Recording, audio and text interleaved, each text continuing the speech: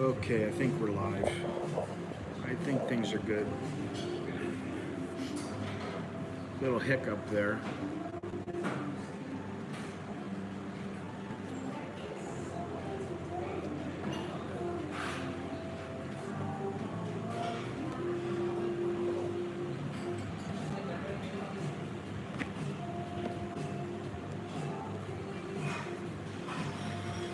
Good morning, good morning. We are at the Ink and Lion coffee shop near Sukhumvit off Ekamai. Nice place, good coffee. And pretty easy to find. How's everybody doing? Good morning. Sawaditon Chow. I just spilled some water, so got all my papers wet.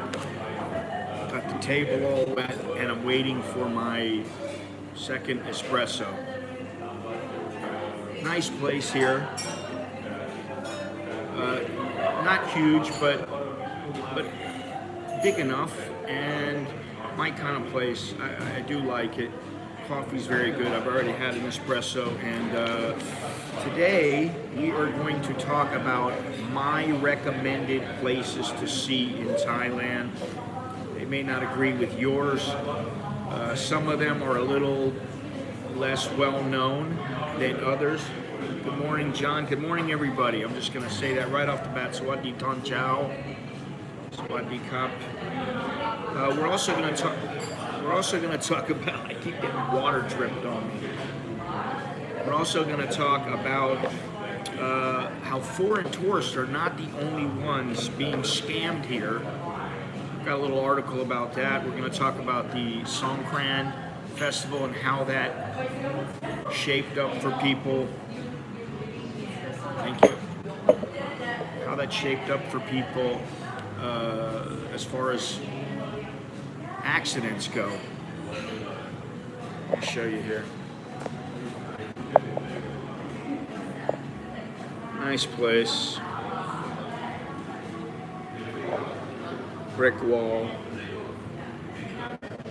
Like I said, not huge, but big enough. Plenty big enough.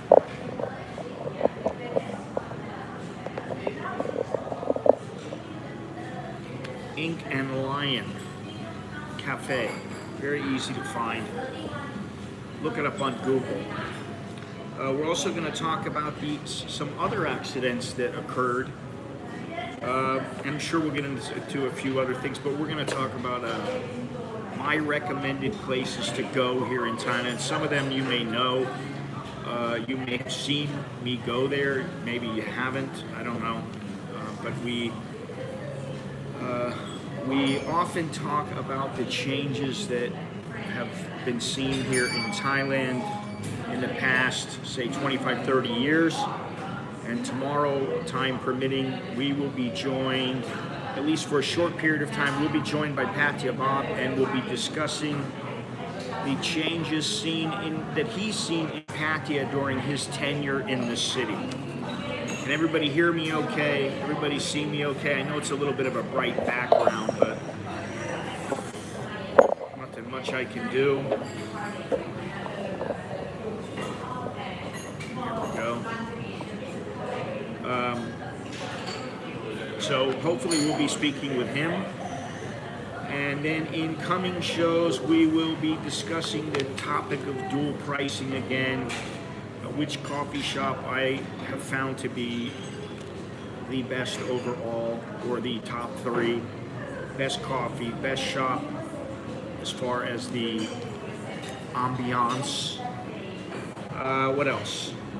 Places in Thailand to go at least one time. That may not be a place that's recommended, but maybe you just gotta go there once just to see it for yourself. And why I'm glad I left the United States still, even with all the problems that Thailand has and every other country has. I'm still glad I left the United States. I'm glad I did what I did. Plus we'll be taking walks in Chinatown and elsewhere. And then next month as some of you know, I'll be in Ireland for a Guinness, the Netherlands, Portugal, the United States, and finally Ecuador. So stay tuned. Today's shout outs go to Mr. Harrison, Mr. Bruce, and longtime subscriber, Mr. Miha. So thank you.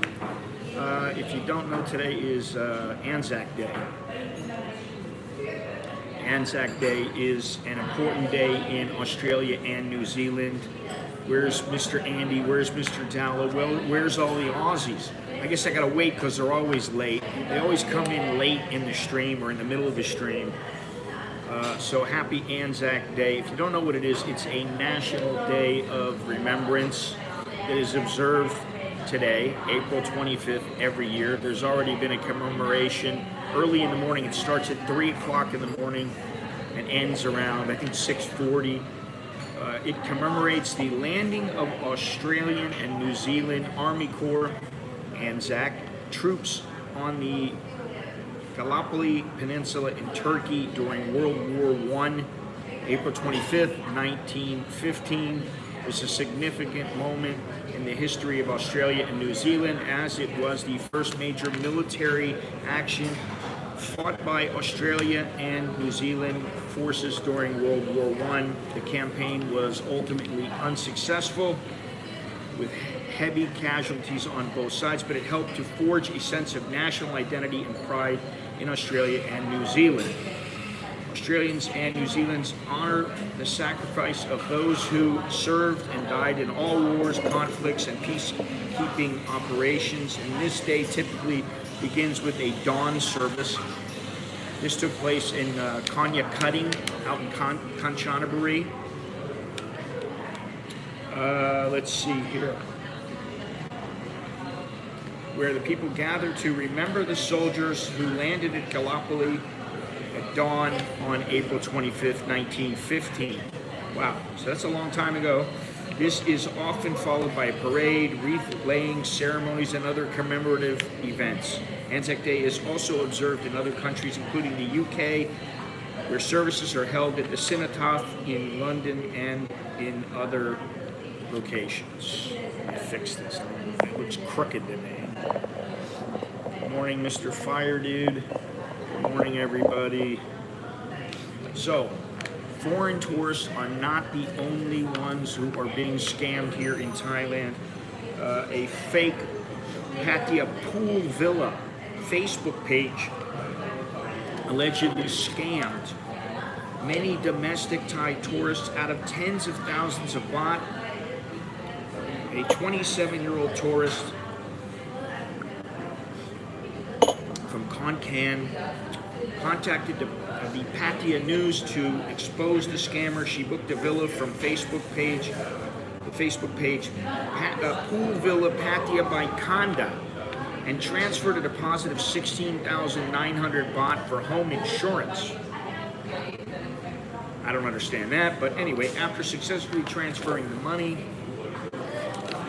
the Facebook page went off her, and upon arrival at the accommodation, this person and her family found that the villa operator told her she had been deceived by a fake Facebook page, and the villa was already fully booked.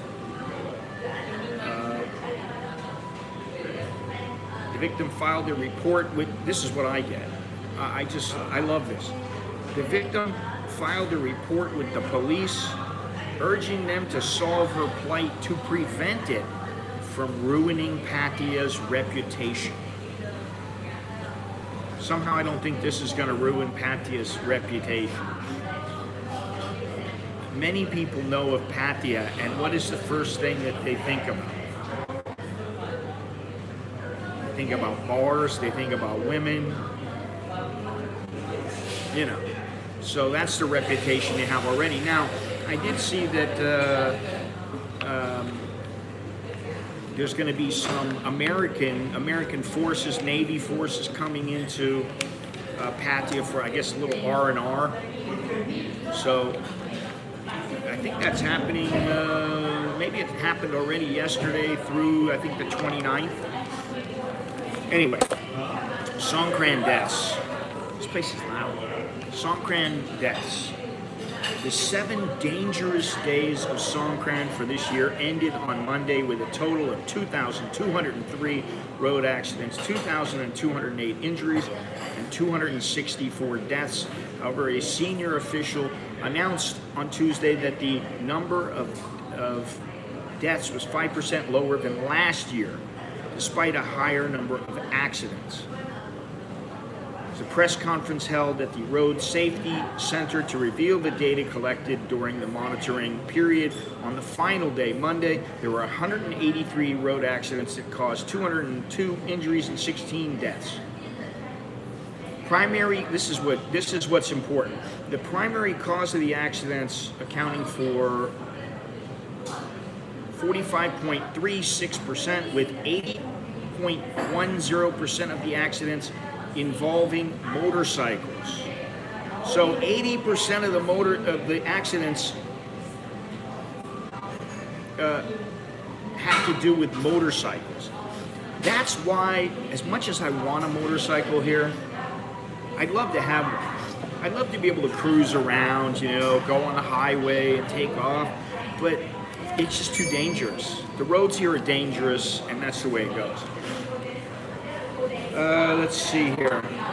Kanchanaburi had the most road accidents on Monday with 11 incidents, the highest number of injured people with 13 cases. Nakhon Pathom, Nan, Ratchaburi, and Lamphun recorded 2 deaths each, making them the provinces with the highest number of fatalities. So the roads are dangerous here. Don't worry, we're going to get to the recommended places, but I got to get through this stuff. I do believe this stuff is important. Before I go on though, right now, as of about 10 minutes ago, 90 degrees here, high of 99, low of 83, the feel like temperature, and it's only maybe 9:15, 100 degrees already. Air quality is 127, humidity is 67. The Thai baht is 34.33, and rain is scheduled for today and all this week. And today it's about 80% chance of rain. So be ready for that if you're here in Thailand. Hopefully that will eliminate some of the smog. I gotta say that I have a hard time now really justifying my own riding on the back of motorcycles. When I was a little younger, I was like, all right, maybe, hey, let's go for it. But now, I've seen too many, I've been involved in them myself. I used to ride motorcycles in the States. That's all I rode most of the time. I had a couple of cars, but I had about eight motorcycles. What the cup? I had numerous motorcycles in the States. I had a Yamaha shaft-driven 650. I had a Suzuki GS 850. I had a Honda, what are they called? Nighthawk or something like that? 650. I had a Kawasaki, what was it? KZ 650. Okay, what was that? Yeah, I had a 400. I had all kinds of motorcycles. Anyway, it's dangerous. And when you're on the back of them, let me tell you something. I usually will take the song towel home if the song towel looks like it's kind of full of people and the person that drives is sitting in the song towel. The reason is because if there's nobody in the back of the song towel, you're going to be waiting now. You might wait 20, 30 minutes in the song towel before you get a ride. And I can walk home in that time, but it is very, very hot. I don't really want to walk home. Although sometimes I do, but it's easier just to walk 50 feet, jump on the back of a motorbike, and he zips you on home, and you're home in like 2 minutes, and it costs 20 baht instead of 8 baht. So it's very convenient, but it is dangerous. But what I will say is, if I take a ride home from, say, Happy Land, from in Bangkapi, my neighborhood, a lot of the motorbike drivers, they just have these old beaten up motorcycles that you really have to question, and I don't like being on them. And then I'll get some old guy who he drives 20 miles an hour, and you've got motorcycles and cars beeping the horn, passing them up. Then today I was driving and on the back of a bike, I was on the back of a motorbike, and the reason I do it is because, it was 137 baht to come over here. Now, I could have taken the boat, but that would have ended up being close to the same price. By the time I got a motorbike or took a Songtao to the boat, took the boat, then took another motorbike to get over here, it might have cost me 70, 80 baht. So for an extra 50 baht, I'm like, hey, I'll get here, and it's a one-shot deal. These girls, there's two girls over here. I don't think they're Thai. But they're Asian, and they're speaking English. And they apparently haven't seen each other for a while, because when one of them came in, they ran up to each other and hugged each other and kissed each other. Oh, it's so nice to see you, and that kind of thing.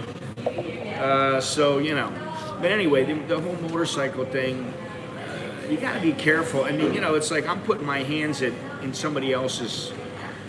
I'm putting my life in somebody else's hands. Sorry, got it backwards. And I don't trust some of these guys, really. And some of them drive like a maniac. And like the guy today, he was an idiot.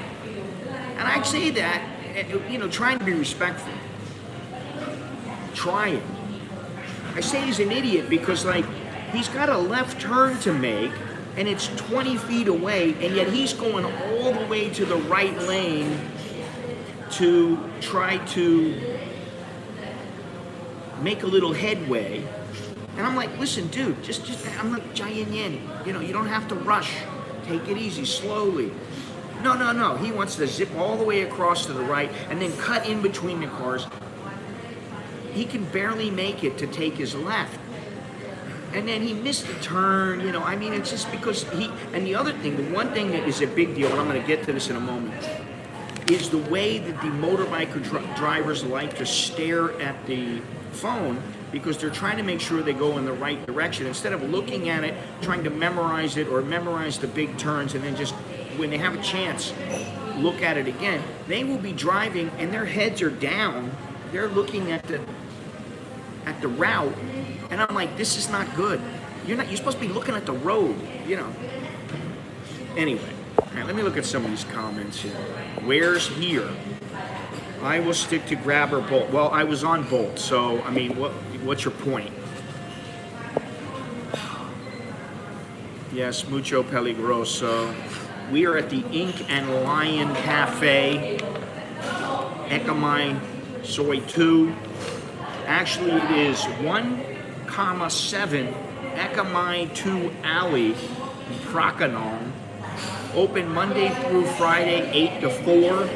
Saturday through Sunday, 9 to 5. I think 8 is the latest any coffee shop, at least a standalone coffee shop that can't open up from the outside if they're in a mall. 8 o'clock is the latest that any coffee shop should open up.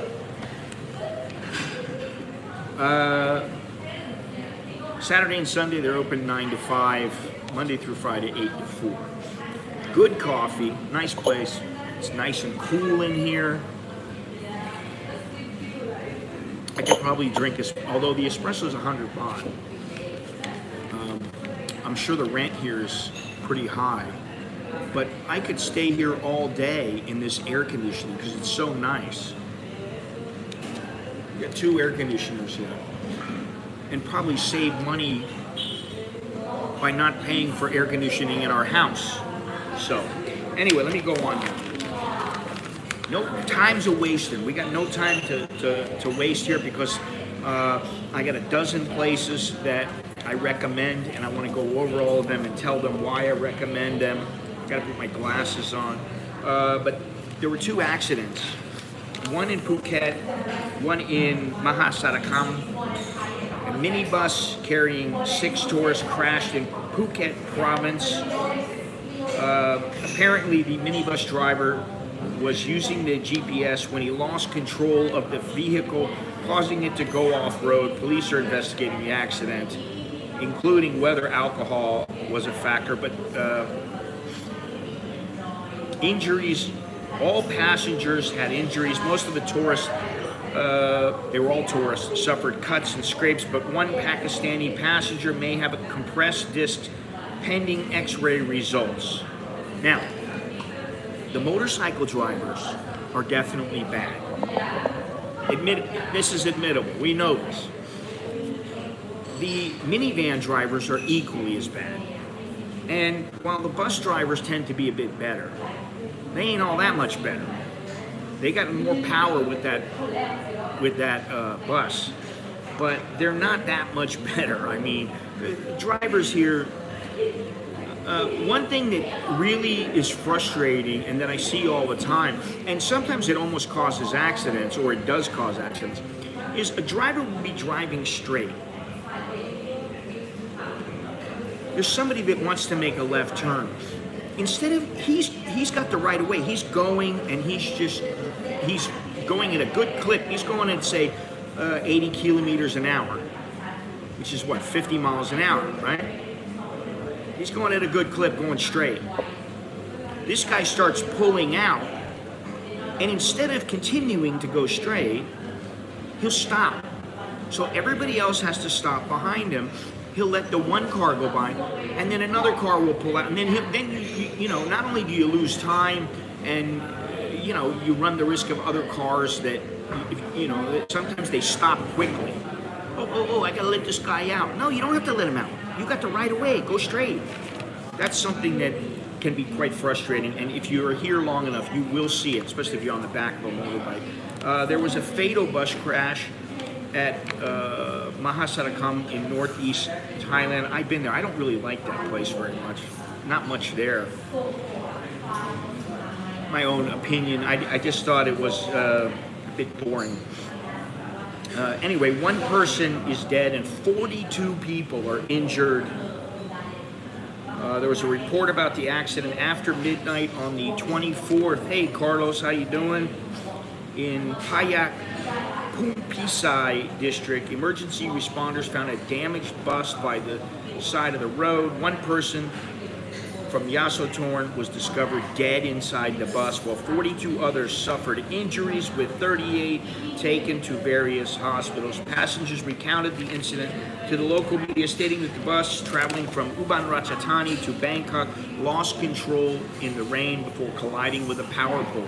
Driver has not been identified and is believed to have fled the scene, which is another thing that is a problem here. People get in accidents and they just leave. They run away. Which that happened, if you remember, that happened in the United States. A Thai woman killed a guy and she just got on a plane and flew to Thailand.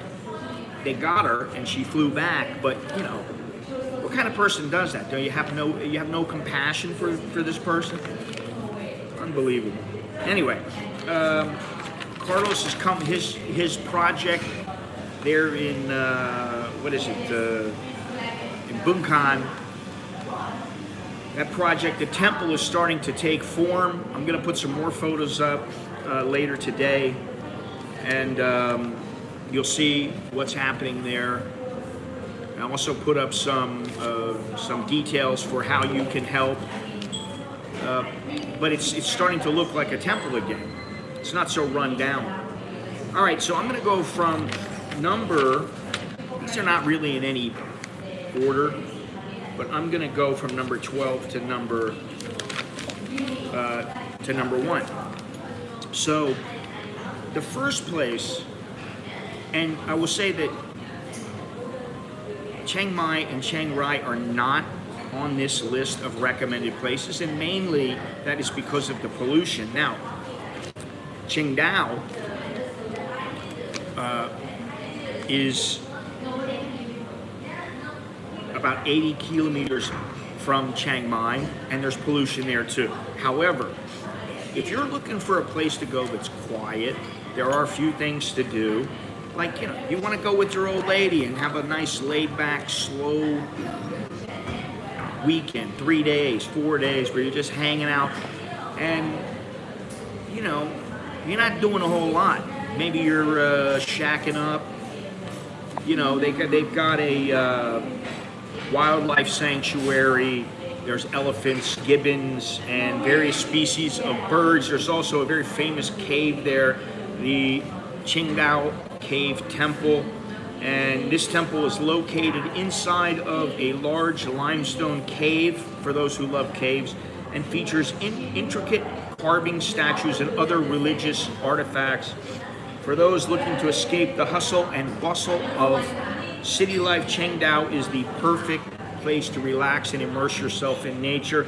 There's also a temple there, and for the life of me, I don't remember. I did put a little drone footage up of this temple, I don't know, a couple months ago when I was there, because I was in Qingdao. And we did a few things there, and I have a lot of footage, but I can't remember the name of the temple. But there is a temple there right in the center of town, and it is a wild temple. So eventually I'll put the video up of this place, but that's number 12, Qingdao. Number 11, and this place is a bit touristy, but it's CASHAPP. This is the place where we had a couple of run-ins with monkeys, macaques, but all in all, it was a great place. They've got a river there. You can go tubing. There's all kinds of stuff. You can go out in the forest. And this is the place where Alex and I went for a walk out in the forest. If you want to go for a nice walk out in nature, and the prices were pretty good there. It wasn't too expensive. It's a really nice area. It's in southern Thailand. Lush rainforests, towering limestone cliffs, and stunning natural scenery. With its abundance of wildlife and pristine natural beauty, CASHAPP is a popular destination for nature lovers and adventure seekers. Visitors can enjoy a range of activities, which we did, including trekking through the rainforest. We did that. Swimming in crystal clear streams. We did that. Canoeing or kayaking on the rivers. We did that. And exploring the many caves and waterfalls in the park. I didn't do that. The park is also home to a diverse array of wildlife, as are many parks in Thailand, including elephants, tigers, leopards, which you probably never see either one of those, or you better hope you won't, gibbons, and many species of birds and reptiles. Whether you're looking to get off the beaten track and immerse yourself in nature, or simply relax and enjoy the stunning scenery, CASHAPP is a must-visit destination for anyone traveling to southern Thailand. We had a great time there. We went canoeing, and it was just fantastic. I love the place. You want to get out to another place, you want to get out to nature, that's a really good place to go. Next on the list, Kutichin. I don't know how many of you remember Kutichin. Kutichin. Carlos, I hope everything is going well out in your area with the, continues to go well with the temple. Be nice to see it thriving. It's no longer dilapidated. It's already been fixed up pretty well in like 3-4 days now. It's looking a lot better. Kutichin is a Portuguese area of Bangkok. Well, it's known as a Portuguese village. It's located in the Thonburi district on the west bank of the Chao Phraya River. If you remember, I went there, I streamed. There is a big Catholic church, and they have all kinds. Basically, it's a place to walk around. It's a place to walk around. You know, you go with your old lady, you go with a buddy, and you stop and have some lunch. You have a little treat. You have a coffee, and you walk around and see some cool places. That's what Kutichin is. It was established in the late 18th century by Portuguese traders who settled in the area and built a community of houses, shops, and a church. The church is pretty cool, but there are some houses there, but you can go in and check them out. They're pretty nice, and if you remember, I streamed from inside of one of them. Today, the area is known for its distinctive Portuguese architecture, which includes colorful buildings with ornate tiles and facades. It is also home to a Portuguese community that has preserved its cultural traditions, including food, music, and festivals. Visitors to the Portuguese area can explore its narrow streets and alleyways, sample Portuguese-inspired cuisine, and learn about the history and heritage of this unique neighborhood in Bangkok. I don't know how many people in this stream have ever been there, but I'm going to say zero. Zilch, other than me. I would say, if you want to go somewhere different, go there. Everybody goes to the Grand Palace. Everybody goes to, Wat Arun. Everybody does these things. I'm talking about things a little bit different. Not the norm. Oh, I'm going to Chiang Mai. Oh, I'm going to Pattaya. Oh, I'm going to Phuket. I'm going here. I'm going there. So this place, before I continue, this place is a place frequented by Thais and foreigners. I've noticed many Thais coming here, many foreigners coming here.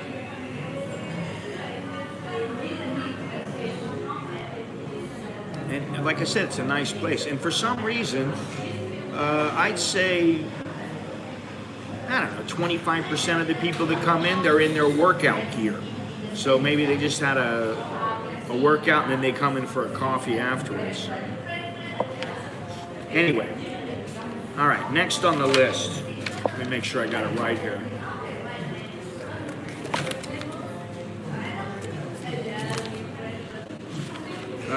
Okay. Let me skip over this one.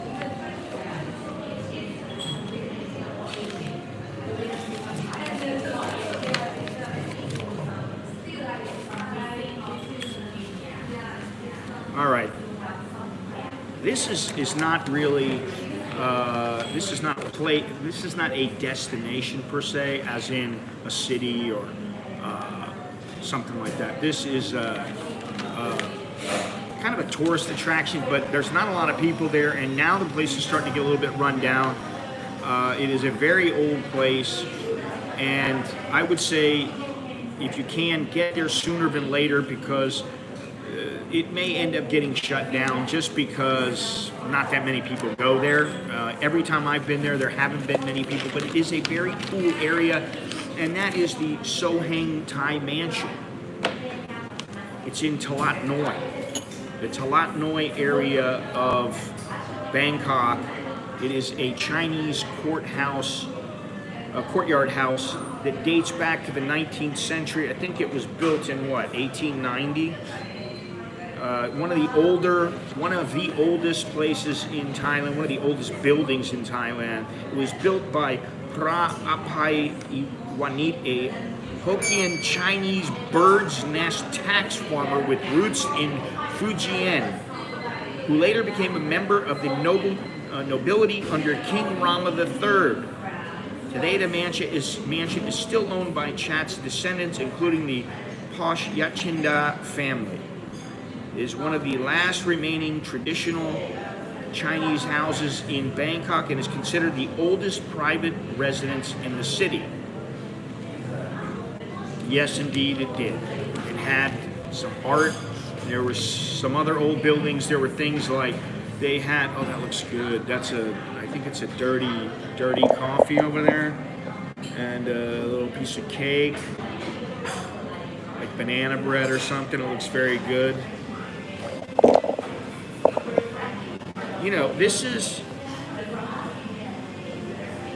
This place is a nice place. It's not as high-end as, say, Davin Coffee, which I went to last week or week before.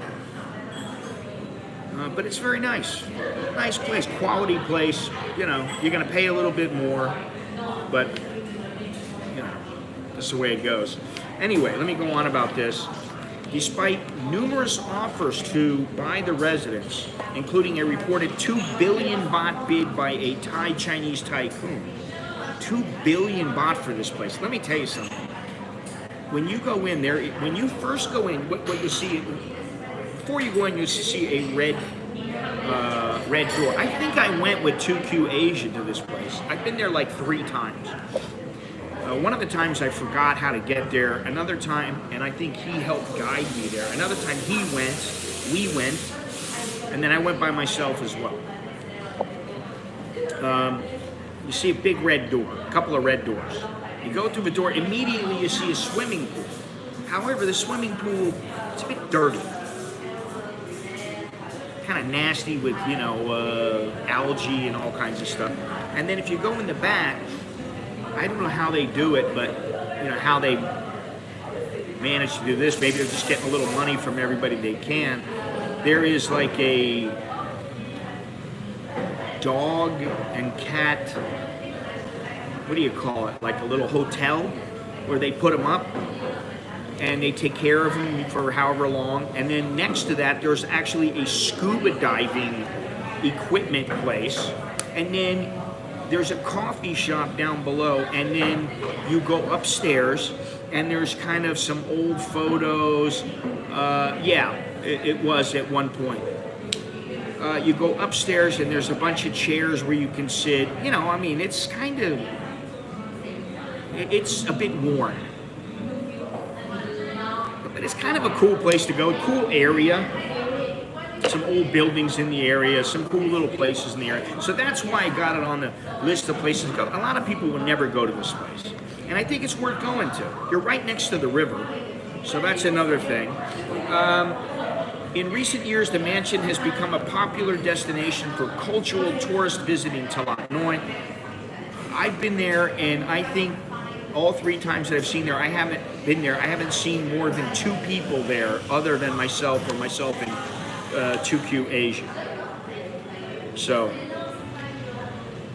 it has been open to the public on several occasions, including since 2014 when the area was promoted as a cultural tourism destination. They are trying to make it more of a cultural tourist destination. I think they've succeeded, at least for now. In 2004, a diving school, and they have equipment, was established on the premises with a pool built in the central courtyard.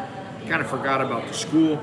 Several organizations have offered assistance to restore the mansion to its former glory, but due to the lack of government support, the cost of maintaining and preserving the property has largely fallen upon the family. Despite these, and it doesn't look like they're spending a whole lot to get it upgraded. Despite these challenges, So Heng Thai Mansion remains an important cultural and historical landmark in Bangkok, showcasing the traditional Chinese architecture and cultural heritage of the Talat Noi neighborhood. So, I would make a journey out there just for that. It's not that difficult to get to. I mean, you know, you got to kind of follow the Google Maps, because most of you won't be streaming.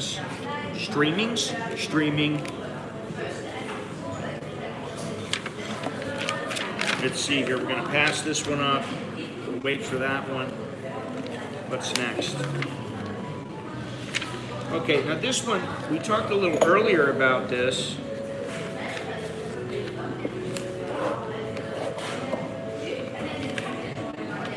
Yeah, we talked a little bit earlier about this area when I was talking about the Anzac Day, and that is, I was talking about Kanya Cutting, which is in the Kanchanaburi province.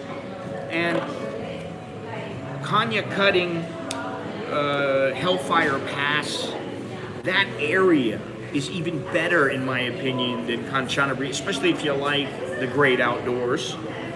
But they have, I think it's called the Interpretive Center, and you can learn quite a bit about what happened during the war. It was brutal in that area, and you will see if you go for a long enough walk. I mean, I'm talking about if you walk right outside the Interpretive Center and you're out there for 10, 15 minutes, you're probably going to be fine. But if you walk for, say, like I did, for like an hour, 2 hours, and you walk the entire route, it is muggy, it is brutally hot, and I can only imagine at night what it's like when they were trying to build things there. So you can learn about that, which is interesting. So Yeah, I wish I could have gone farther, but the stream wasn't holding up. I mean, sometimes streams just don't work. Like today when I came in, you turn the thing on, you expect it to work. There should be no problems. We're in the main part of Bangkok. I got everything set up right. Basically, I just hit a button, and I hit a button once, 3 seconds, it stops. I hit a button again, 3 seconds, it stops. I got to restart the phone, and then it seemed to work fine. It seems to be working fine now, but that's what happened over there. Kanchanaburi, and especially that area is a beautiful area of the country, and it's definitely worth seeing. You can learn about what happened in World War II all throughout the province, but that Hellfire Pass and taking the train there is really cool, especially if you take it all the way there. You don't just drive it.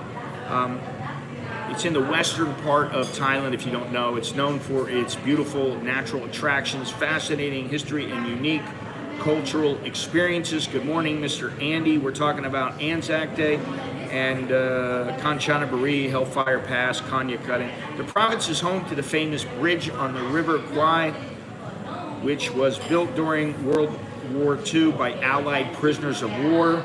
Visitors can explore the bridge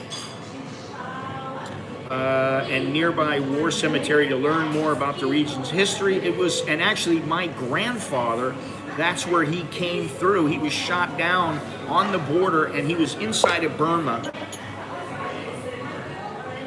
He made his way into Thailand, into a safe zone, and then was taken, I think, to Germany and then to Florida, where he met my grandmother, and the rest is history, and little Scotty was born.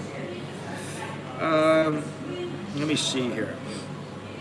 Okay, another attraction, which I haven't been to in a while because one thing about waterfalls is that there are many places that are slippery, and I don't want to slip and fall on my hip.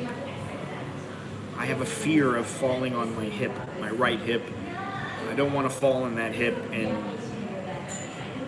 yeah, I just don't want to fall. It's very slippery. But the Erawan National Park, which has this 7-tiered waterfall, which is fantastic. There's hiking, there's places to swim, and there is some wildlife there. You're probably not going to run into a large tiger or anything like that, or a leopard, because they like to stay away. Unless you're out in the middle of nowhere and they see you before you see them, you're probably not going to have any issues. Kanchanaburi is also home to several floating markets where visitors can shop for local handicrafts, try delicious Thai food, and take a boat tour on the river. I've done that a couple of times. There's some cool stuff to see. There's a big Buddha up on a hill. I forget the name of that place, but that was pretty cool. And then there's another cemetery, which is actually interesting. With its beautiful scenery, rich history, and vibrant culture, Kanchanaburi is a must-visit for travelers to Thailand. And on my book, it is one of the must-visit places. And you can go there several times. I mean, I've gone there probably, I don't know, 10 times, 12 times.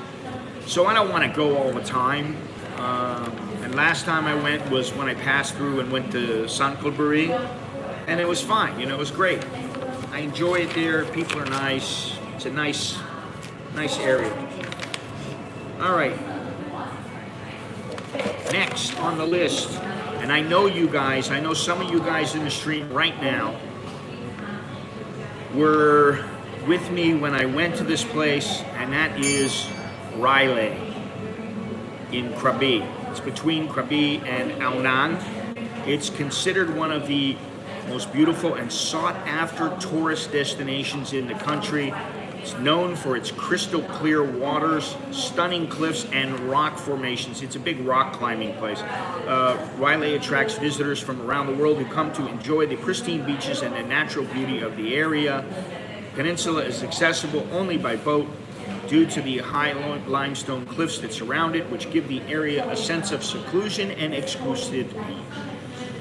Railay is also popular for rock climbing and other adventure activities, with several climbing schools located in the area. The peninsula offers a range of accommodation options, including luxury resorts and budget-friendly guest houses, making it a great destination for all types of travelers. If you remember, when I went there, it was during the COVID, and there were very few people there. And I got a deal on a nice place. I don't remember how much I paid, but I got a good deal. And something else that they don't mention is you can easily go island hopping. Just get yourself a longtail boat, which is what I did, if you guys remember, and you go to several places, and boom, boom, boom. You know, you take up your day, you see some cool places, and you know, have a little bit of fun. So Riley is on my list of places to go for sure. You gotta go there. Definitely worth seeing. The next place, which I don't know, maybe it'll surprise some of you, maybe it won't, is Chumpon. I've only been there once. I passed through there a couple of times, but I've been there once, stayed there once, and I liked the place. The only thing I didn't like was the sand fleas on one of the beaches where I went. But it was a cool area. It was very laid back, just like I like. I like laid back. I like peaceful. I like, you know, nice people. They don't mess with you. It's like, hey man, what's up? Hey, how you doing? Where are you from? America. Oh yeah, America. My sister lives there. Oh wow, man. All right. Where she live? Florida. Oh, I'm from Florida. Next thing you know, you're in a conversation with some, you know, girl working behind the bar who, you know, may or may not be a, what do you call them? Sweaty Betty, hottie, whatever you want to call them. You know, so you can have a lot of fun there. It's a nice place, but it is also a province, and it is located in the southern part of Thailand, facing the Gulf of Thailand. It is a lesser-known destination, thankfully, and I hope it stays that way, that offers visitors a chance to experience the authentic Thai way of life surrounded by beautiful natural scenery. Now, if you remember, I stayed in a tent, and it was air-conditioned, and I loved it. It was a big tent. It was a big, you know, like one of those heavy-duty canvas tents, huge. I mean, well, it wasn't huge, but overall, the height and everything else, it was like a little structure, like a little studio apartment. And it was very nice. And the lady that was there, I don't remember her name off the top of my head, but she was also very nice. She helped me out. Anything I needed, she would, you know, help me with, which is much different than, you know, if you go into some huge hotel and there's a long line of people waiting to talk to reservation, and maybe the concierge, or the concierge is not there, or whatever. I like the whole small town thing. So Chungkwon is home to numerous pristine beaches, including Tung Hualan Beach, which I went there, which is considered one of the most beautiful beaches in Thailand. Visitors can enjoy swimming, snorkeling, and sunbathing in the crystal clear waters, or take a boat tour to explore the nearby islands. I wish I would have done that, but I didn't do that. Where was it that I went up on top of it? I think it was Chumpon. I went up on top of I went up on this mountain, and you could see down, and it was beautiful. Let's see here. The province is also known for its stunning national parks, including the Khao Chau Muang Mountain National Park, which features waterfalls, caves, and hiking trails. Chumpon is famous for its delicious seafood, which I remember having, and visitors can sample a variety of fresh catches at local markets and restaurants. Additionally, Chumpon is a popular destination for bird watchers, as the area is known to be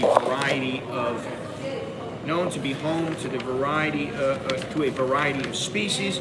With its beautiful beaches, lush scenery, and authentic Thai culture, Chumpon is the great destination for travelers looking for an off-the-beaten-path experience in Thailand. Now, you know, there were some temples there. There was a cave with a temple in it. It wasn't, you know, much of a cave. It wasn't very deep. It's kind of a cool place. But a nice area. Nice area. And again, these are the kind of places that I'm talking about for the most part. Good morning, good morning. Yes, of course you're late. 9 o'clock Thailand time. I almost always start at that time unless there is a problem, or unless you know, I'm somewhere and I just can't start at 9 o'clock. Maybe I have to start a little later, or I have to start a little earlier. But good morning and Sawatdee Cup to you, Mr. Dowlow. So, you know, Chumphon is a very nice place. These are places that, as I was saying, these are places where maybe you bring your own girl, or you go with a buddy or two, something like that. They're not big party places, but they are places where if you want to chill on the beach and, you know, like you want to have a little fun with your girl, if you know what I mean, and you want to hang out and maybe get to know her a little bit, well, these are places where that's going to happen. So I would say for sure, pay Chumphon a visit. I didn't put Prachuap Khiri Khan on the list, nor did I put Hua Hin, nor did I put Cha'am, because I think I could have put Prachuap Khiri Khan on the list. I do like it there. So maybe you could give that an honorable mention, but I like Chumphon, and it's even less touristy than, say, Prachuap Khiri Khan. So I think it's a good place to go. Okay, now let's see here. Where do I want to talk about next? All right, this place I know most of you guys have probably never been there. And I haven't been there in quite a few years. The name of this place is Siboya. Siboya. Siboya. Some of you have heard me discuss this before. Very, very few people on the island. It is a small island in the Andaman Sea off the west coast of Thailand. It is part of the Krabi province and is situated near the larger islands of Koh Lanta and Koh Phi Phi. So this is a place that I just basically found because I was looking for places that nobody ever goes to, places off the beaten track. And this had to be about 19, 20, maybe even 21 years ago. My wife and I were just like, let's get out of here, let's go somewhere. So I found this place. I contacted a guy who had a bungalow. There's not a huge amount of places to stay there. In fact, when we went there, there was only one place that had food. It was this big restaurant nearby. Hey, Johnny, how you doing? But we stayed in this bungalow right on the beach, and it was fantastic. And I mean, there was nobody. We were sitting outside at night. My wife was like, I'm scared. I'm like, what are you scared of? I'm scared of the ghost. And I'm like, you don't need to be scared of ghosts. I'm like, I don't think anybody's going to come over here. It's not like we're carrying a bundle of money. You know, if somebody wants to take the money, they can have it. They don't need to kill us. So stop worrying. We were out, you know, on our balcony all night long, pretty much, hanging out, doing things, you know, drinking and whatever. You know, it was the kind of place where if you want to read a book, you can sit there and just read a book and be at peace, and then you go have something to eat. Maybe you have a little chat with the person in the restaurant, and then, you know, you come back, maybe you go swimming for a bit, you take a nap, maybe you do a little work on a computer, or you write, or you whatever you want to do. You know, you go surf the internet. There was internet. So it's that kind of a place, like most of these places. Hello there, Cobus. Welcome, welcome. It is a relatively undeveloped island that offers a peaceful and laid-back atmosphere. You're starting to see a theme here? I like peaceful, laid-back places. I don't like the hustle and bustle, which is why, again, I'm saying, in the next couple of months, hopefully I'll be able to spring for a little place, like a little studio place. We'll get one. God, these girls are animated. They're excited. Anyway, yeah, a little place, like a little studio place or something where I can be, and maybe I'll be like, hey, I'm Scott. Sometimes in Bangkok, sometimes down here in wherever, Krabi, whatever it may be. So far I like Krabi because it's a cool place, and it's cheap to fly there, and easy to get back and forth. You know, it's a bit far south, but if you can get a decent flight, it's not too bad. The island is relatively undeveloped and offers a peaceful and laid-back atmosphere with pristine beaches, I got marbles in my mouth. Crystal clear waters and a diverse marine life. You do have to watch for, what do you call them, the jellyfish. Not the really, really dangerous kind, but the kind that they sting a little bit and you itch and it's it's unpleasant. We had a run-in with those at one point there. The island is inhabited by a small population of Thai Muslim villagers who make their living mainly through fishing and farming. And when we were there, there were probably no more than 20 people on the whole island. So that should give you an idea of just how isolated it is. Visitors to Koh Samui, now of course it could be more developed now. Samui can enjoy a range of activities as in many other beachside destinations or islands. The activities are snorkeling, diving, fishing, kayaking. The island is also a great place to simply relax and soak up the sun away from the crowds of the more popular tourist destinations in Thailand. There you go, you see. Accommodations on Koh Samui, as I said, are limited with a few small guest house and bungalows available for rent. We got this was just a bungalow that the guy rented out. You know, he stayed there sometimes himself, but sometimes he rented it out, kind of like a Airbnb. The island is accessible by ferry from the nearby town of Pakpara and is located on the mainland.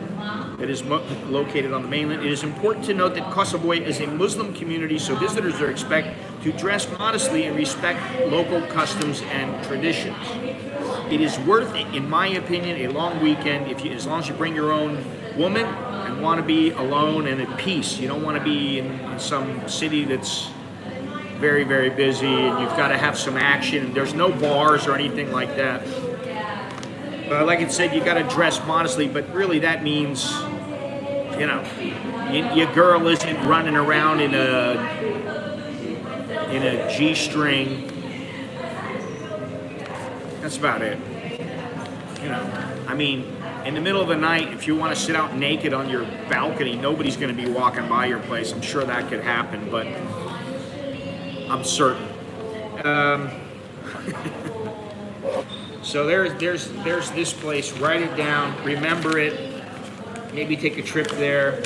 Go for a day or two. You know, you can always. It wasn't very expensive to get there. The whole trip didn't cost us much. It was a great place. All right, let me continue here before I forget where I am, what I'm doing. Dalo, we're at the Incan Lion Cafe on Ekamai 2. Near Sukhumvit Road. It's my third coffee of the day. I've really got to cut down on these coffees. I don't know if I've been saying that. Okay. Now, you guys have heard me talk about this place, and I really like it.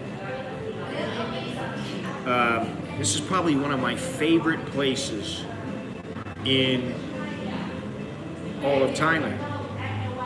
If there was a place that I could live on this island, I don't know. It's debatable whether I would live there or not, just because I don't know just how much, you know, I might get island fever, and the prices might be prohibitive, we'll say, or a tad bit expensive.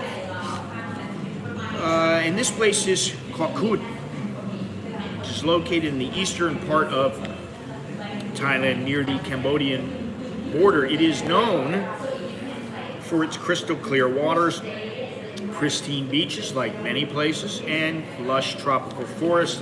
It offers visitors a chance to experience a laid-back island lifestyle and escape the crowds of the more popular destinations. There is a theme here. Kokut is home to several stunning beaches, including Klong Chau Beach and Ao Yai Beach, where visitors can relax on the soft sands and swim in the turquoise waters. We did that. We had a great time.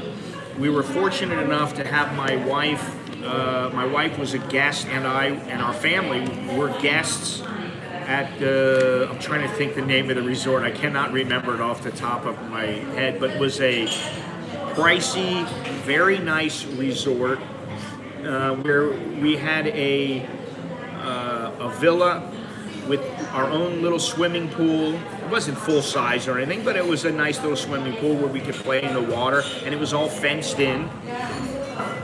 And then there was a private beach, which was very nice. Then they had a large swimming pool. There was a large swimming pool, and the resort itself was very nice. There they go. Exuberant ladies. And the topper for us, really, although the villa was very, very nice, and they had illy coffee inside at your disposal. Whatever you wanted, it was there. But they had the great coffee, very easy to, they had an illy coffee maker, illy coffee. It was great. It was very, very, everything was meticulously done. All you have to do is look up CHILLAX in my stream, and you will find something. And I did do a stream from the beach. The private beach there was very, very nice. We actually rented kayaks and went kayaking all through the area, and that was pretty cool. We went with the kids. This has been a number of years ago. But the topper of all toppers was that we went up this, man, they are busy. We went up this spiral staircase, and there was a bird's nest at the top. And this was a place, we were fortunate to get it because it was very expensive to get this place for the night, because it includes like a 7-course dinner. It was fantastic. The sun was going down. Sun was going down, and we're sitting up there on these padded. Basically, it was like wooden platform with big pillows, and we're all sitting there, very comfortable. And then they would bring up each course, and we sat there and chowed down, and it was very, very nice. It was a great experience for us. So I would say CHILLAX is a place that if you get a chance to go there, it's one of those islands where it's one of those. There's Lanta, called PP, there's CHILLAX, there's so many. Tao. You can always find a good beach in Thailand. You can always find a good island in Thailand. That's the good thing. So if you don't like my list, make your own. The island is also home to a number of waterfalls, which we did go to. The Klong Chau waterfall, which is a popular spot for hiking and picnicking, and there was almost nobody there when we went. It was great. Visitors can explore the island's lush jungles, which we also did that, which are home to a variety of exotic wildlife, such as those dreaded little tree rats known as macaques, the monkeys, and also hornbills, which hornbills are in another place on my list. And they are, I believe they're an endangered species. Even though you can see many of them, they're everywhere, up in the trees. You really have to look though, because if you're just walking along, you probably won't even notice them. The island is also a great place for snorkeling and diving, with opportunities to see colorful coral reefs and marine life. With its natural beauty, peaceful, laid-back atmosphere, CHILLAX is a perfect destination for travelers for a quiet, relaxing island getaway in Thailand. Yes, it is. My kind of place. All these places are obviously my kind of places. Now let me see, where's that other place? Okay, there's one. So we got how many left here? Looks like we got 3 places left. Do me a favor. Leave me a thumbs up if you like this, if you like the channel overall. I know I haven't been putting many videos up, but I am working on them. There will be some videos going up. I got some footage of this gym that I've been going to. And let me tell you, I really like the place. I don't usually like fitness centers and gyms like that. you know, they're not my kind of place, you know, but they kind of limit it in the right ways where I don't have to listen to all this dance music and like coming out from the little, you know, they have all these little rooms where things go on, but it's separated enough to where I don't have to listen to that stuff because I don't like that kind of music. And if you go at the right time, there's not many people there, and the people are cool, and you don't have to sit and wait. My wife said she's been there a couple of times when the place was packed and she couldn't get onto a machine. So if you go during, it's like anything in Thailand. This morning I left at 8 o'clock. Hey, thank you very much there, Mr. Johnny Siam. What does it say here? Remember to guard your privacy. Yeah, I know. I need to do that a little bit better. But, you know, if somebody comes in, they're not going to be able to get into the gym. And even if they did, I'm not so worried. But, you know, a place like this, listen, somebody wants to come in, they'll figure it out one way or the other. So I'm not too worried about it. But thank you, and choke D to you. I hope you're doing well there. Hope the homestead as well, your wife as well. But yeah, I'm going to have a video of this gym, and there's gyms everywhere. This gym is a chain, and they're everywhere. And that's the thing. I've gone to several of them. I don't always go to the same one all the time, but I really like this gym that I've been going to. And if I get into better shape, I will go into a boxing, Muay Thai, MMA gym just for fun, not for any. By Thai standards, I'm 61 years old. I don't need to be doing that. I think I'm doing pretty well, and all I'm concerned about is myself and my own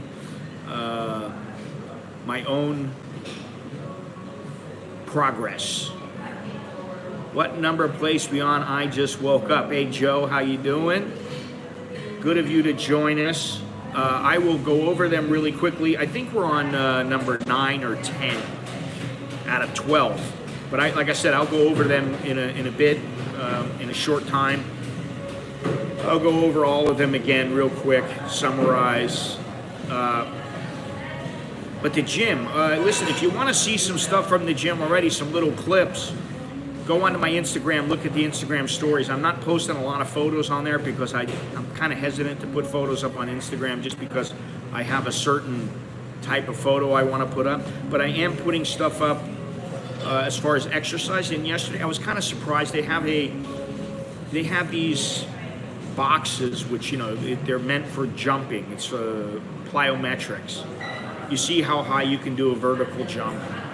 And you know, they have the really short ones, and then they had one that they had actually put a bottom on, and it was 24 inches high, and I was like, I don't know if I can do this. Now, there was a time, before I get to the next 3 on the list, 3 or 4, I think it's 3, there was a time when, if you remember the old, was it Ford Pinto, the old Pinto? I used to be able to take a step and jump onto the roof of a Pinto. Now, I was 20 years old, 21 years old at the time. I didn't have a replaced hip. No. That place does not make the list, Gallo. That would be a place that you only go if you are in desperate need. Anyway, I used to be able to jump on top of a Pinto, and I was very proud of that because I freaking worked hard. I used to be able to do a standing backflip. Obviously, I can't do it anymore, and I was 65, 67 kilos at the time, and I worked very hard to be able to do the backflip just because I wanted to. I could do a handstand, I could jump on top of a Pinto, and I ran the mile in 4.5 minutes. But you know what? That was 40 minutes ago. I wish it was 40 minutes ago. It was 40 years ago, about 40 years ago, and that was then, this is now, and that's what is important is now. So I tried to do this jump, this 24-inch jump, and I did it, and I guess that's pretty good for my age, so I'm happy. And I've been doing all kinds of stuff, you know, like I said, the TRX and the hitting the hitting this machine that kind of is like it's like a heavy bag, but it's a little bit better in my opinion in some ways. What else? Working everything, lifting. I've been doing the thing that I really like is they have a rowing machine, and I started looking at how fast you should be rowing a split, which is 500. I think it's 500 meters is a split time. 1,000 meters. You row 1,000 meters. You row 2,000 meters. And I'm just learning that a lot of it is technique, which I never knew. I mean, you know, I kind of knew, but I never had really listened to. This is how you row properly. This is good technique. This is bad technique. So right now I'm at about 4.5 minutes for a kilometer. And I think that's pretty good. But it's getting harder for me to beat that.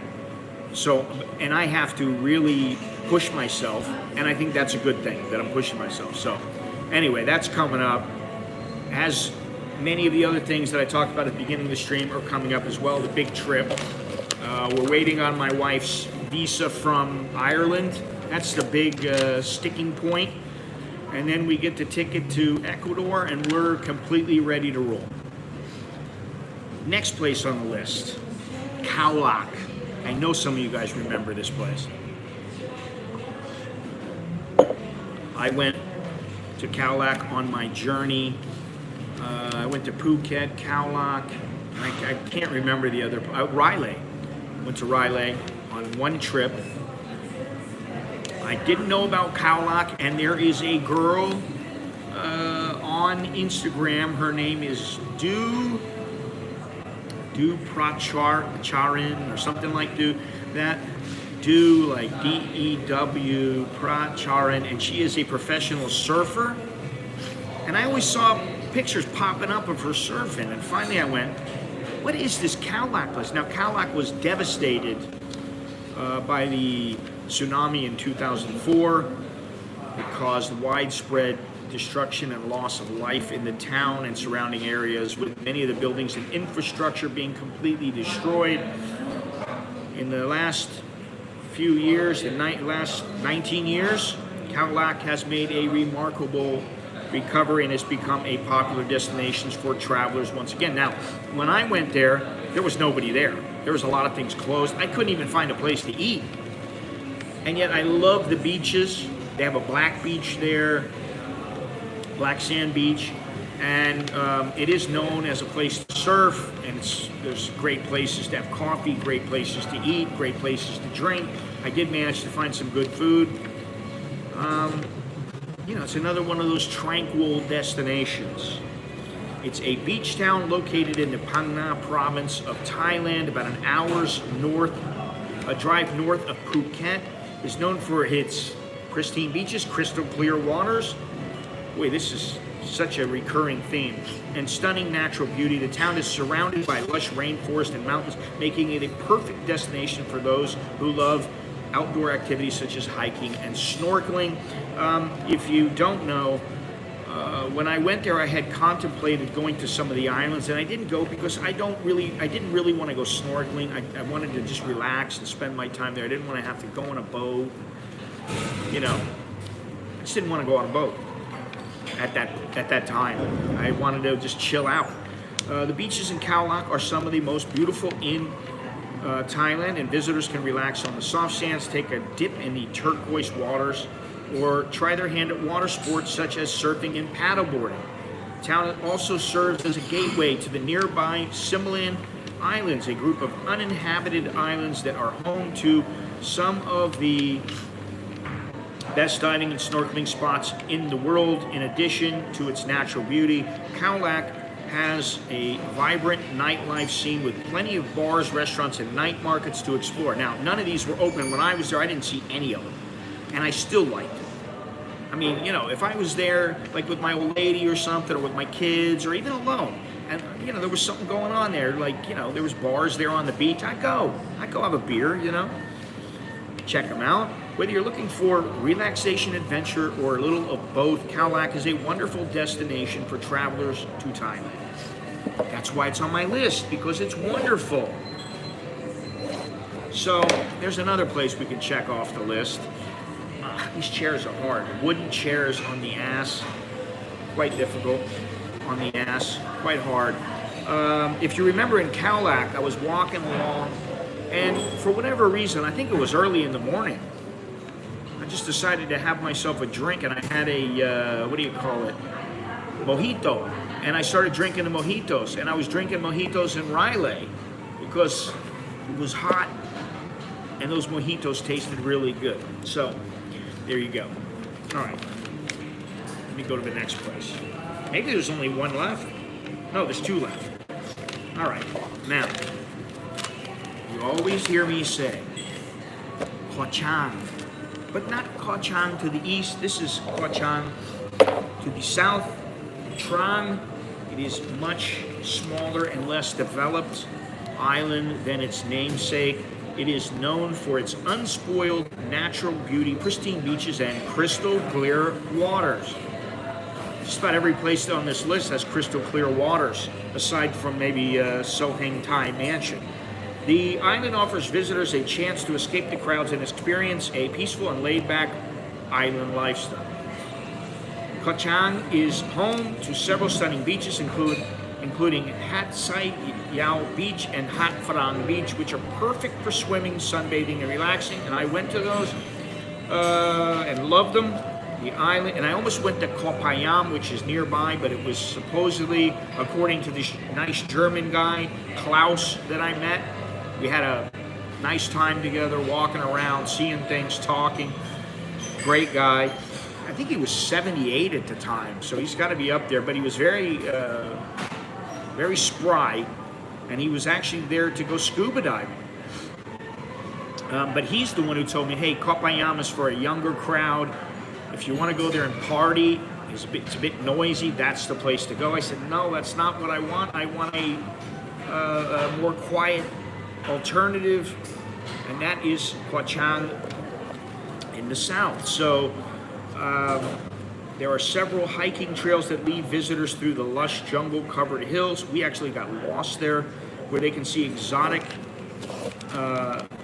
wildlife such as hornbills. And we saw a lot of hornbills. I got some photos of these things, and monkeys. I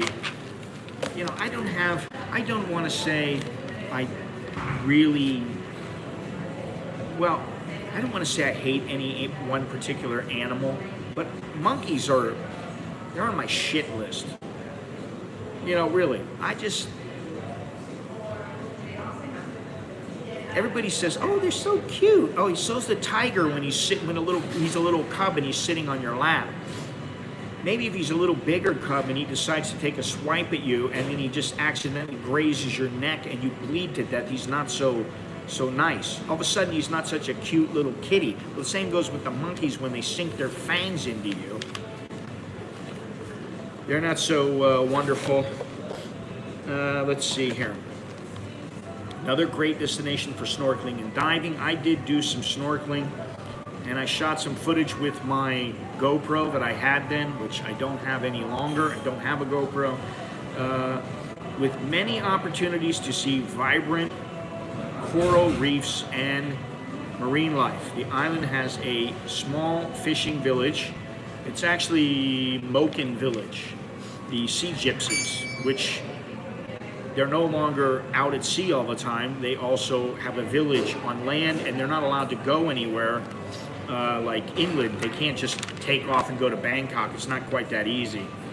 So I went to one of their villages, and quite frankly, I probably would not go back, only because I've been there, I've seen it, I photographed it, and it was sad. It was a bit sad how they have to live. The island has a small fishing village. Yeah, that's the Moken Village, where they can learn about traditional Thai way of life and sample fresh seafood, which I did. I had some good seafood. With its natural beauty, peaceful atmosphere, there it is again, authentic Thai culture, Koh Chang in Trang is a great destination for travelers looking for an off the beaten path island experience in Thailand. Bring cash. I don't know if they have the QR code, or you can make a transfer there. I don't know if you can do that now, but you couldn't back in when I went, which is I don't know how many years ago. And definitely, I mean, if you're the kind of person you just want to be alone, well then go there on your own, but don't expect to, like, you know, oh, I'm gonna hook up with some chick there. It's not gonna happen. So bring your own girl, maybe even bring your own booze, bring cash. The only exception to this is, you know, if you're gonna go take a trip to maybe you go to Koh Payam as well as Koh Chang. I'm not recommending it, but maybe that's where you go. Like if you go alone and you decide you need a little companionship, at the very least, you can get shit-faced in a bar and have some companions there. But you know, maybe you'll have somebody to keep you warm at night. I don't know. It's up to you. You're on your own. That's not one of my services. All right, now, anybody know the final #1 destination on my list? Anybody have any ideas what this place is?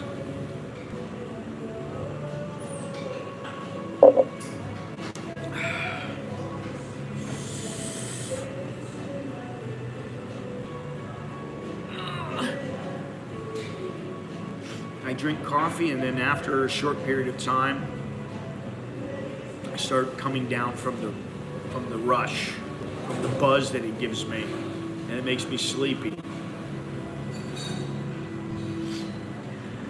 West Covina, no. Actually, you want to hear something funny? The movie that I talked about, I think yesterday or day before yesterday, whenever. What was it? The Longest Third Date.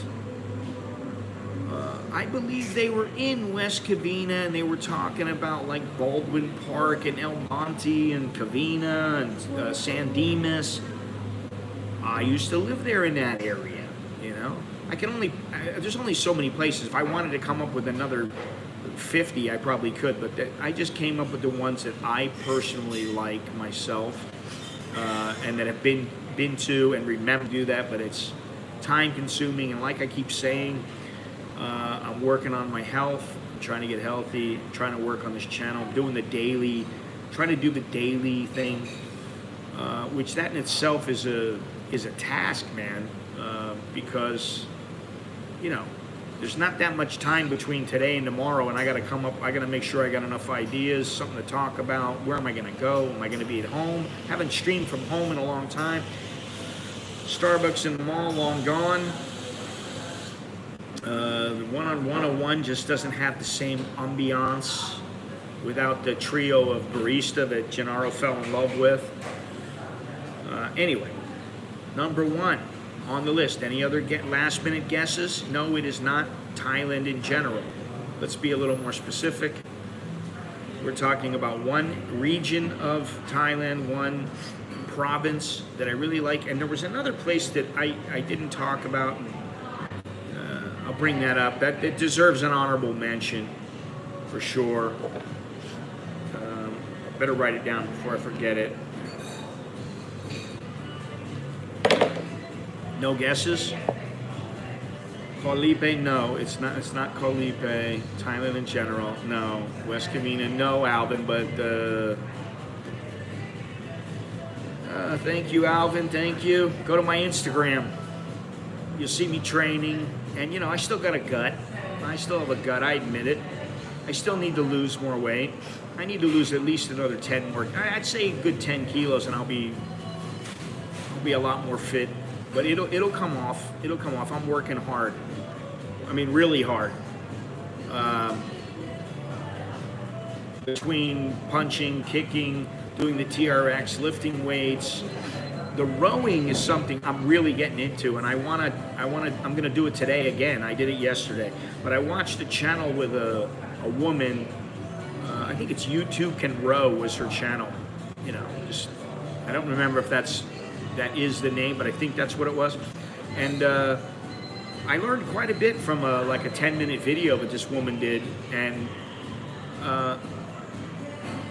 about the strokes per minute and all this kind of stuff, which I never thought about. I just thought row, baby, row, just sprint, go as fast as you can. And that's not really the best strategy, but I am going to do something that she said, which is just do a 4-minute, basically you do a 4-minute row, and then you see how far you rowed in 4 minutes. And she gives a strategy on how to row, how to pace yourself, and all these kind of things. It's very interesting. I've never been into rowing like, where I look to see. Just gave my old phone to my 12-year-old grandson. He's so happy. I don't blame him. Everybody loves a phone nowadays. Oh man, that looks so good. Nice croissant, butter. Very tasty.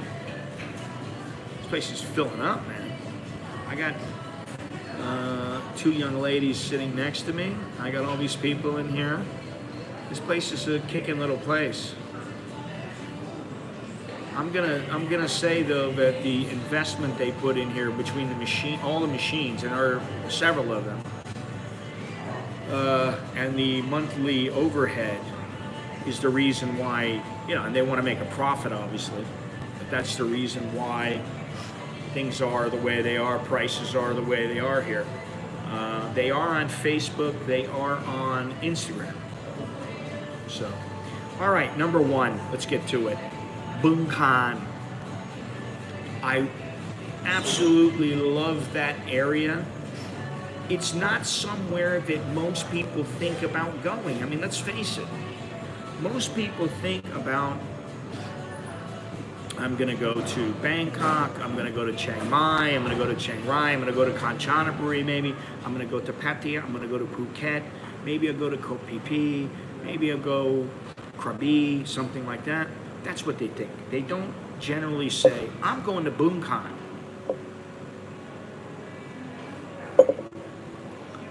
And I'm so glad I went there, because not only is it a beautiful area, but there's a lot to do there, and it still is a very relaxing place, and it's on the you can go to where the Mekong is. You can get to the Mekong pretty easily.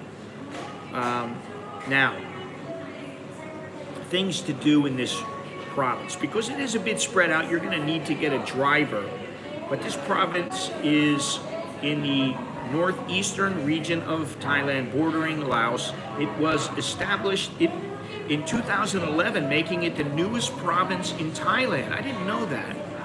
For some reason, I didn't remember it. Maybe I heard this before, but I didn't remember it, and so that means it is very new. Bungkan is known for its natural beauty, scenic views, and unique cultural attractions. Here are some interesting tourist attractions in the province. Number 1, Pak Kok. It is a small village located on the banks of the Mekong River. The village is known for its traditional Thai houses, beautiful gardens, and local handicrafts. Tanan Waterfall, located in the Phu Hua Wildlife Sanctuary. The water life is surrounded by lush forest and is a great spot for a picnic or a swim. Wat Pu Sing, which I went to, beautiful Buddhist temple located in the center of Bungkan, the town. The temple is also known for its unique architecture and intricate carvings. Kang Song Kon, which is a set of rapids on the Mekong River that borders Laos and Thailand. Take care, all right, Chokbi. Thanks for joining me. Visitors can take a boat tour to explore the rapids and enjoy the scenery along the river. Very nice place. And I wish I had gone to that. Maybe I will in the future, I don't know. Bungkong Long is a large lake that stretches across Bungkan and nearby provinces. The lake is surrounded by beautiful scenery, another recurring theme, and is a popular spot for fishing and water sports. Okay. Now, there is also the Hin Sam Wan, which is the Three Whales Rocks. And basically, it's out in the jungle. And when you get there, it is a bit touristy. However, it provides a beautiful view. There, I don't know how far up, it's about 1,000 feet, 2,000 feet, I can't remember. Very high. You don't want to slip and fall. So don't go past the yellow line like an idiot and try to make a selfie. I just think that is so stupid. And when I was there, I did see several people that did that. And they're like sitting like 2 feet, like a foot past the yellow line. They're sitting there, oh, look at me. And I'm like, you know that when you get up, if all you do is have a little slip, that's it, you're done. You're history. You're gone. Bye-bye. Nobody's going to help you. You're going to die a horrible death. So don't go past the marks that they have set there, because they're there for a reason. But some people just don't listen. And it is a beautiful place. And when you're driving to get there, you're driving through the forest, through the jungle. Yeah, just a beautiful place. Now, they also have a place there called Elephant Rock. That's part of the whole tour. And again, you're very high up. And this guy, man, he was in the pickup truck, because you have to wait for a pickup truck. And then you get this pickup truck at the bottom, and then it takes you all up to where you have to go. Elephant Rock is the place where this guy was like jumping in between these huge rocks and holding himself up with his hands and his feet. And if he slid and fell, it was straight down 1,000 feet, 2,000 feet, whatever it was. And I'm like, dude, what are you doing? I like looked at him and I went, oh my God, dude, you're nuts. And I'm not talking about nuts like, oh, he's an adventurer. He was just some dude who was like, oh, well, take a picture of me. And I just went, oh, you know, I can't do this. Maybe I'm an old man and I'm just being cautious, but I don't think so. I think I was actually being pretty smart. There was another place, and I don't remember the name of the place, and I couldn't find it. It was on the tour. It was at the end of the tour, and it was also very nice. So that particular tour, you know, take a little tour there, spend the money, and take a tour. Now, number one place, and I know you guys who are still here in the stream remember this, it is the Wat Phu Thok. Phu Thok is a mountain in the heart of Bun Khan province. It offers stunning panoramic views of the surrounding landscape. It is a popular spot for hiking and camping. And if you go to the temple that is atop of the mountain, it's basically a couple of mountains, but it's built. The temple is built on the side of a cliff and offers stunning views of the surrounding landscape. And this is the place where I went, and I had to walk, and I was scared. Now, if I went up, I don't think I'd be so scared, because I know. But when you're walking on the wood, and the platform is not very stable, it's easy. There would be an element of fear. Anytime you're up, and you know, if you fall, you're gonna die. You're up that high. I don't know. I don't like heights, especially with my history and seeing this place and knowing how it is. And like I said several times, I think these monks, I don't know what they were thinking when they put this thing together, but hey, you know what? Go do it. You might just breeze right through it. I don't like heights. I don't want to say a fear of heights, but okay, I'll say fear. But really, it's more like a healthy respect for the fact that when you hit the deck from 20, 30, 50 feet up, 1,000 feet up, it ain't pretty what happens afterwards. And some people, you know, they can fall from 2 feet. They fall on their head and that's it, they're dead. Or they're permanently disabled for the rest of their life. So I don't like heights, but this was an adventure. And I still like adventures. I'm not that old. I do like adventures. So Bun Khan is number one on the list. So let me go over these. I'm just going to go over in the way that I have them. Number 12, Cheng Dao. Number 11, Khao So. Number 10, Railay. Number 9, Kuti Chin, the Portuguese area of Bangkok on the west bank of the Chao Phraya River. Chumphon Khawkut, CHILLAX, Koh Chang in the south of Thailand, Kanchanaburi, the Sohang Thai Mansion, which is in Bangkok in Talat Noi, Koh Saboya, which most people have never heard of, unless maybe they've heard me talk about it several times, and then number one is Bungkak. The journey from Tak to Mae Sot is very scenic with stunning views. Yeah, I've taken that actually a couple times. I went there to the border several times. I went to Mae Sot, and and I've been to Miyawadi, crossed the border over into Miyawadi and went to the temple there in Myanmar. I think now you can journey up north. I don't know what Burmese provinces you're passing through, if you can pass through all of them without any permits or anything, but in the past you couldn't do that. I think now you can, although you may need a permit or two. But I've crossed over on Day Pass several times there. I've probably been to Mae Sot about 4 times. One thing I realized is that the Burmese in the market there on the border were not quite as polite and friendly as they were in Yangon and Mandalay and some of the other places I went in Myanmar. They were a bit, how shall I say, obnoxious. Now, one other place I want to mention real quick, it gets an honorable mention, and I really like the place. I think it's Nakhon Phanom, place right on the Mekong River. I really like that city. Right on the Mekong, you can get a little boat trip. You can take a little boat trip. You can do all kinds of things there.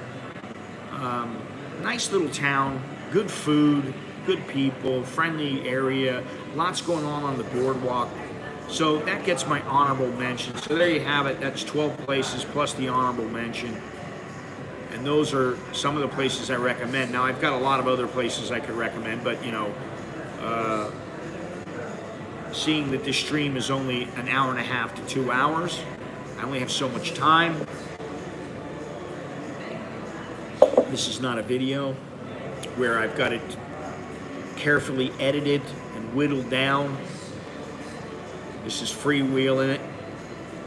So, but there you have it. Those are my places.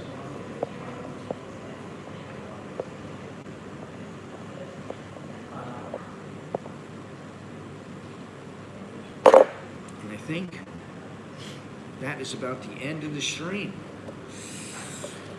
It's got a busy day, busy, and getting back home is going to be a bit of a hassle because of traffic. Getting over here was a hassle. It took me about 45 minutes to get here, and I think it's 9 kilometers from my house. So that's how it is here. You know, what is that? About six miles. 6 miles from my house, it takes 45 minutes to go 6 miles. It's crazy. But, you know, this is one thing in Bangkok you got to get used to. In other parts of Thailand you have to get used to is the traffic. You just got to acknowledge that it exists. I don't always like it. Sometimes I just chill and relax in the back of a taxi or whatever I'm taking, and I just don't worry about it. But I was thinking today about, you know, oh yeah, the motorcycles are dangerous, and why am I constantly thinking about, oh, maybe I should get a motorcycle? Because they're fun. They're fun. It's nice. You know, when I had hair, it'd be like driving down the road, and, you know, like PCH in Southern California. I had hair, and the wind was going through my hair. Before there were helmet laws. And they can be fun. You get around quickly, faster than a car. But here, it is dangerous. And yeah, I mean, what else can you say? You just gotta bear with it. You gotta bear with the traffic and do what you can. to beat the traffic, which means, like I said, you don't want to go on a Monday, you don't want to go on a Friday, you don't want to, especially Friday rush hour. There are certain times of the day you just learn. I could get on a boat right now, and the boat would have very few people on it, which is probably how I'll get home. I'm probably gonna get to a pier and then jump on a boat and go to the mall, which I really don't like going to the mall right now because so many things are shut down. It's like you're just basically walking through a building that is completely under construction. Aside from the grocery store and a couple of other places, the mall is effectively shut down. Today's the 25th. I think there's 5 more days. May 1st, the mall is shut down. So I'm gonna have to figure things out. I did see that as I said yesterday, the monorail they've been running their private tests every day. I've seen the monorail now, so this is something they're just about done, and taking a motorbike affords me the opportunity to see just how much has been done on the road and to the stations and to the tracks in general. And the majority is completed, and I've been saying this for a while, they just need to put the finishing touches. But the one thing that is, I don't know how long it's going to take them, but one thing that still needs to be done is there is a turn from Lot Proud down by Bunkaby Market. There's a turn coming from the mall that needs to be connected to Sinakarin Road. It's just like a big curved piece that they'll have to drop in. And then I don't know what else they have to do on that. I don't know. Put the guardrails up or something. I don't know. But it's just about done, and it'll be interesting, you know. And then once I ride on it a bit, once I come back and I ride on it a bit, then it'll get boring and it'll be like no big deal, and it'll just be, you know, blasé. Oh, I gotta jump on the SkyTrain. I'm gonna have to take 3 trains. It'll be just like New York, you know. I'm gonna take this train to that train, and then, you know. So anyway, that's all I have. Another day, another stream. Like I said, tomorrow, hopefully I will be with Patty and Bob. It may be a bit of a short stream. I got a handful of things to do with him and on my own. I'm gonna meet up with a couple of guys, but I do wanna talk with him online, and so I'm not sure if it'll be 8 o'clock, 9 o'clock, 9:30, but I'm gonna say probably around 8:45, 9 o'clock. I'm gonna have to get there very early, so that means, you know, I'll be on my way early in the morning, which means like 5 o'clock in the morning, 5:30 in the morning. Anyway, thank you very much for joining me. Thank you to everybody who contributed. Thank you for everybody who listened and watched and also was in the chat. Appreciate it. Thank you. Leave a thumbs up and all that good stuff. And until next time, whether it be tomorrow or the day after, I'm Scott. I'm an American here in Bangkok at the Ink and Lion. Count the morning, Andy. So it's going to take me a while to. It might be 6, but it'll take me a little while to get to the bus. I was going to take the van, but they no longer go at 5:30. They had changed to 6:30, which would have been okay. But now they've changed to 7:30. They don't have enough people that are going, so they've eliminated some of the time slots. So, you know, it's easier for me to take the bus, but I will probably take the van on the way back, so that's okay. Anyway, that's all I have. Click that thumbs up, subscribe, and everything's in the description. Visit my website. There's still, use the code BEAST and get 10% off on all merch at AmericanInBangkok.com, and I will see you later.